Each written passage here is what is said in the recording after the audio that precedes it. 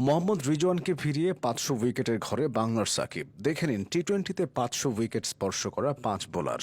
Number ৫ Shakib Al Hasan. সিপিএলে Saint কিটসের বিপক্ষে ২ ওভারে ৩ wicket নিয়ে টি-টোয়েন্টিতে সাকিব আল হাসান উইকেট পেয়েছেন ৫০২টি। সাকিবের স্পিনের টার্ন ও ভ্যারিয়েশন এখন প্রতিটি টি-টোয়েন্টি লিগে এক ভয়ের নাম।